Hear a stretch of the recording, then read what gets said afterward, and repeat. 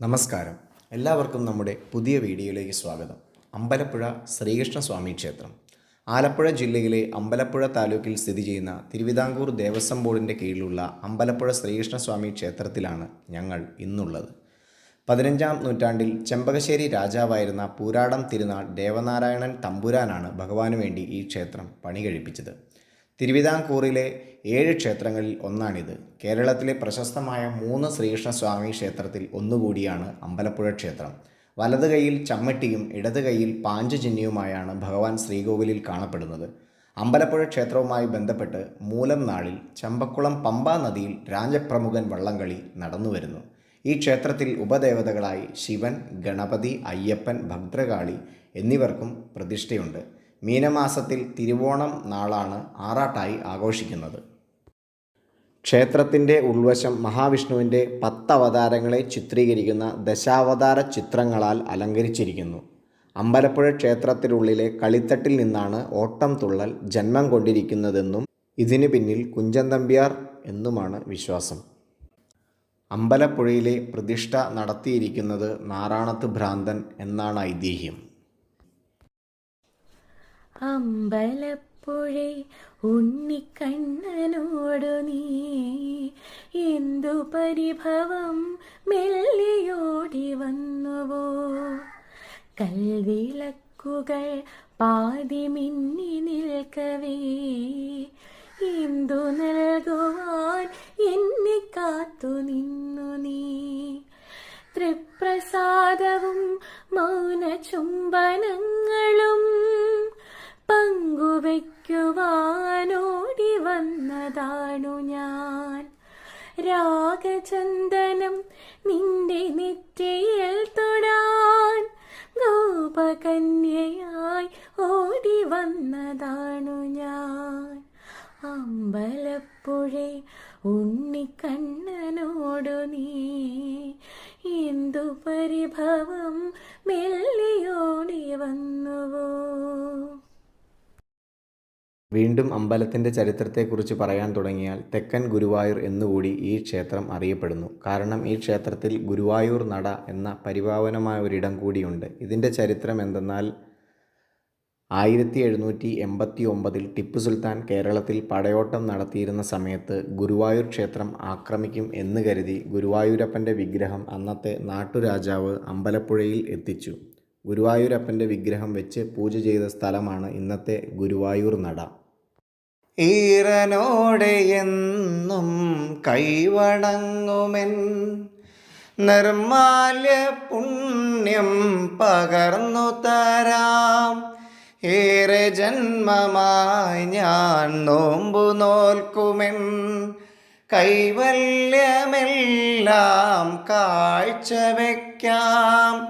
വേളി പെണ്ണായി നീ വരുമ്പോൾ നല്ലോലക്കുടയിൽ ഞാൻ കൂട്ടുനിൽക്കാം. തുളസീദളമായി തിരുമലരടികളിൽ വീണെന്നമ്പലപ്പുഴ ഉണ്ണിക്കണ്ണനോടു നീ എന്തു പരിഭവം മെല്ലെയോതി വന്നുവോ. അമ്പലപ്പുഴ ഉണ്ണിക്കണ്ണനെക്കുറിച്ച് പല സിനിമകളിലും പാട്ടുകൾ ഇറങ്ങിയിട്ടുണ്ട്. ഈ ഗാനമല്ലാതെ മറ്റേതെങ്കിലും ഗാനമുണ്ടെങ്കിൽ നിങ്ങൾ കമൻറ്റിൽ രേഖപ്പെടുത്തുമല്ലോ.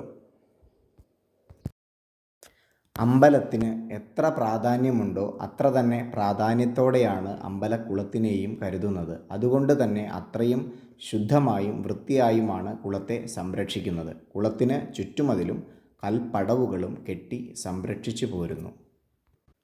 വളരെ വിശാലവും ഭംഗിയേറിയതുമായ ഒരു കുളമാണ് അമ്പലപ്പുഴ ക്ഷേത്രത്തിനുള്ളത്. അമ്പലത്തിൻ്റെ മുൻവശത്ത് തന്നെ നമുക്ക് അമ്പലക്കുളം കൂടി കാണാൻ സാധിക്കും. ഈ കുളത്തിൽ ധാരാളം മീനുകൾ സ്വൈര്യവിഹാരം നടത്തുന്നത് നമുക്ക് കാണാം. കുളത്തിൻ്റെ അരികിലൂടെ കൽപാകിയ വഴിയിലൂടെ നടന്നു പോയാൽ ഇടതുവശത്ത് ഒരു അരയാൽ കാണാൻ സാധിക്കും. ആ അരയാൽ തറയും കഴിഞ്ഞ് മുന്നോട്ട് പോയാൽ നമ്മൾ ക്ഷേത്രത്തിൻ്റെയും അമ്പലക്കുളത്തിൻ്റെയും മുന്നിലെത്തും. അവിടെ നിന്നുള്ള ക്ഷേത്ര ദർശനം നയന മനോഹരമാണ്. അതൊരു കാണേണ്ട കാഴ്ച കൂടിയാണ്. അമ്പലത്തിൻ്റെ പ്രതിഫലനം കുളത്തിൽ ആസ്വദിക്കത്തക്ക വണ്ണമുള്ളതാണ്. അതിനുശേഷം ക്ഷേത്രക്കുളത്തിന് വലം വെച്ച് ക്ഷേത്രാങ്കണത്തിലെത്തുമ്പോൾ നമ്മുടെ കണ്ണിൽ പതിയുന്ന ഒരു കളിത്തട്ടും അതിനോട് ചേർന്ന ഒരു ഉദ്യാനവുമാണ്. ആ കളിത്തട്ടിൽ ഒരു മിഴാവ് കാണാൻ സാധിക്കും. ഓട്ടം തുള്ളലിൻ്റെ ഉപജ്ഞാതാവായ കുഞ്ചൻ നമ്പ്യാർ ഉപയോഗിച്ചിരുന്ന മിഴാവാണത്. ഈ മിഴാവ് വായിച്ചുകൊണ്ടിരുന്ന സമയം ഉറങ്ങിപ്പോയ കുഞ്ചൻ നമ്പ്യാരെ ചാക്യാർ കൂത്ത് നടത്തിക്കൊണ്ടിരുന്ന ചാക്യാർ കളിയാക്കി. ഈ സംഭവത്തിൻ്റെ പ്രതിഫലം ആണ് ഓട്ടം തുള്ളൽ എന്ന കലാസൃഷ്ടിക്ക് പ്രചോദനമായത്. അമ്പലത്തിലെ ദർശന സമയം രാവിലെ 3 മുതൽ 12:30 വരെയും വൈകിട്ട് 5 മണി മുതൽ 8 മണി വരെയുമാണ്.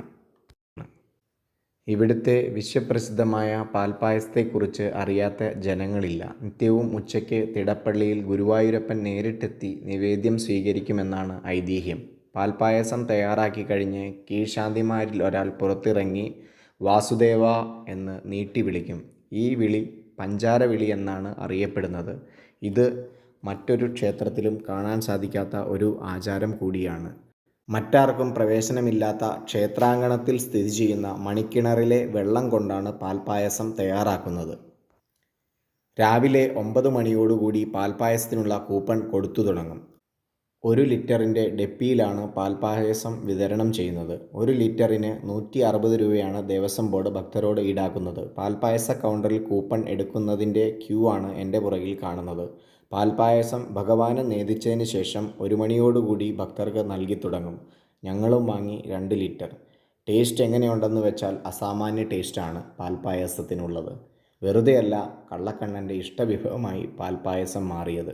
കൂപ്പൺ എടുക്കാൻ പറ്റാത്തവർക്ക് ഉച്ചയ്ക്ക് 1 മണിക്ക് ശേഷം കൂപ്പൺ എടുത്ത് പാൽപ്പായസം വാങ്ങാനുള്ള സൗകര്യം ദേവസ്വം ഏർപ്പെടുത്തിയിട്ടുണ്ട്. ആയതിനാൽ 1 മണിക്ക് ശേഷം അമ്പലപ്പുഴ ക്ഷേത്ര പരിസരത്തുള്ളവർ ക്ഷേത്രാങ്കണത്തിൽ ചെന്നാൽ നിങ്ങൾക്കും പ്രസാദമായി പാൽപ്പായസം സ്വീകരിക്കാവുന്നതാണ്.